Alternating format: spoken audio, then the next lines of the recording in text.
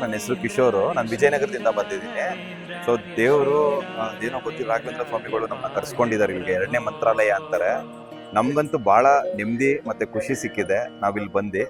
So ಏನಂದ್ರೆ ನಮ್ದು ಸಮಸ್ಯೆ ಇರುತ್ತೆ. ಸೊ ಅದನ್ನ ಬಂದು ನಾವು ಗುರುಗಳ ಹತ್ರ ಹೇಳ್ಕೊಂತೀವಿ. ಗುರುಗಳು ಬಂದ್ಬಿಟ್ಟು ಕೇಳ್ತಾರೆ ಏನ್ ಸಮಸ್ಯೆ ನಿಮ್ಗೆ ಅಂತ.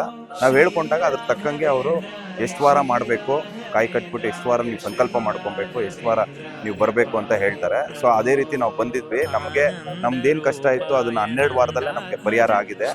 ಗುರುಗಳು ರಾಘವೇಂದ್ರ ಸ್ವಾಮಿಗಳು ನಮಗೆ ಮಾಡಿಕೊಟ್ಟಿದ್ದಾರೆ, ಪರಿಪೂರ್ಣವಾಗಿ ಮಾಡಿಕೊಟ್ಟಿದ್ದಾರೆ. ಅದಕ್ಕೆ ಇವತ್ತು ಹೋಮಕ್ಕೆ ಅಂತ ಬಂದಿದ್ವಿ. ಸೊ 16 ವಾರಕ್ಕೆ ಅಂತ ಹೇಳ್ತಾರೆ, ನಮ್ಗೆ 12 ವಾರಕ್ಕೆ ಆಗಿದೆ. ಬಹಳ ಏನಂದ್ರೆ ತುಂಬಾ ಒಳ್ಳೇದಾಗಿದೆ, ನಮ್ಗೆ ತುಂಬಾ ಒಳ್ಳೇದಾಗಿದೆ ಸರ್. ರಾಯರು ಅದೇ ಹೇಳ್ತಾರಲ್ಲ ಸರ್, ಈ ಜನ್ಮದ ಈ ಒಂದು ಕಲಿಯುಗದ ಒಂದು ದೇವ್ರವರು. ಸೊ ಅವ್ರನ್ನ ನಂಬಿದ್ದವ್ರನ್ನ ಯಾರು ಕೈ ಬಿಡಲ್ಲ.